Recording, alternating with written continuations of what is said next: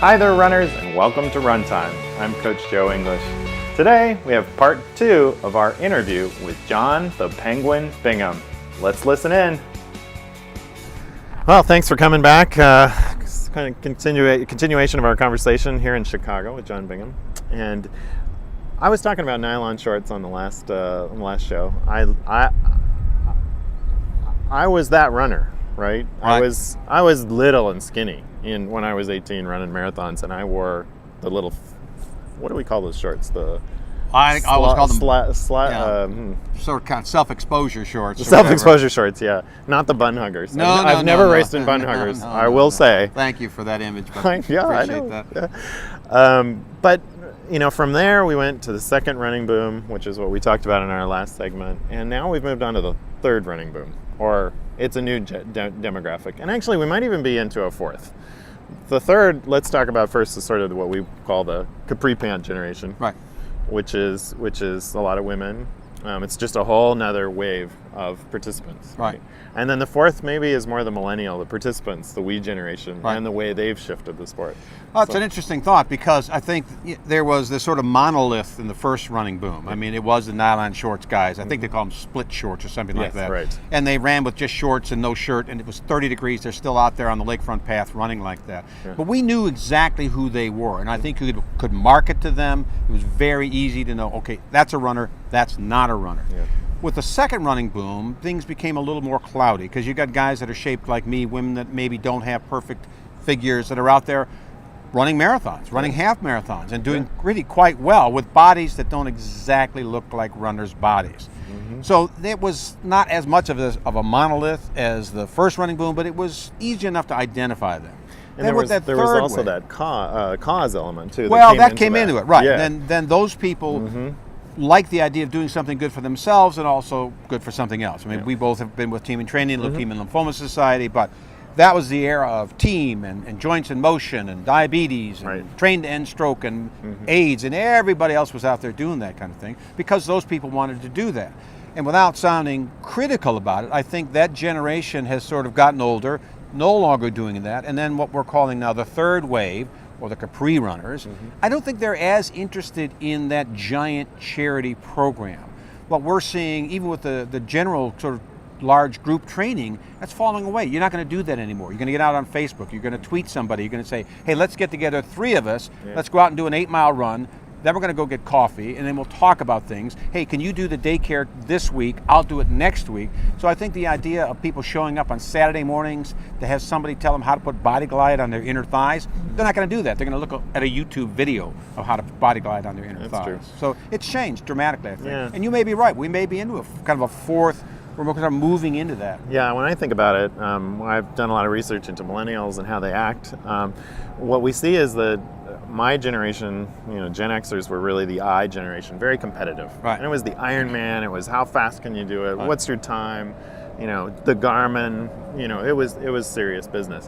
Where we are now is more, it's the zombie run, the foam run, the color run, and whether those things are a fad or not, it speaks to the generation wanting to go do stuff together. Right. And what we hear from runners is they'll say, I don't want to just run a race. I want something more. I want an experience. Right. And that's a big shift for race organizers and promoters and all that. It is, and I think you see the big giant series like the Rock and Roll Series. I mean, I think they're struggling with that. I think a race like this, 45,000 people, not everybody wants to line up with 45,000 of their closest friends.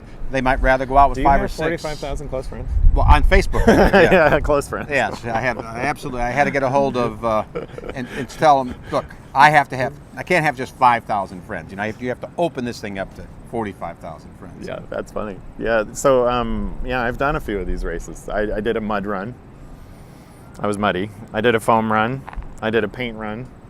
I have not done the electric run, but they're really, like I mentioned on the last one, there's no concept of time. Right. There's no clock generally. But I don't think the second running boom people, I don't think, I'm not at the least bit interested in doing a mud run. Yeah. Or, I mean, it's not, again, anything against them, but the Spartan runs and things. Yeah. I mean, I went through Army basic training. I had a very large man screaming at me in a live fire. I don't need that kind of thing. But I think maybe life is just not exciting enough. They want something like that. They can control it in a certain way, and then they can get together afterwards and say, wow, didn't we do something? I'm colored up now in blues and greens, and aren't we something? Yeah, part of that is the experience, and part of that is being able to share something, right? A lot of young people today want to put stuff up on the internet and share things on Facebook and Instagram, and that feeds into that as well. Now, I saw, I think they calculated something like 300,000 people finish half marathons and full marathons last year with the Rock and Roll Series. And you see people coming across the finish line, and they're updating their Facebook status, or they're Instagramming, here's the finish line. Yeah. So they not only don't always absorb the experience for themselves, but in order for it to be real, they have to share it with somebody else. Yeah, and then they're going to get, by the time they get their medal, they'll have 100 people saying, oh, congratulations, you did it. Yeah, it's cool. It's a really interesting time to be a part of the sport. It's a lifestyle. Right. And it's trying to encompass different generations, right? It is, and I think we're seeing that in sponsorship. We're seeing that when I first got started on this. I went out. This is 1997, and I went to the then president of InSport, who was at that time a very big manufacturer of apparel.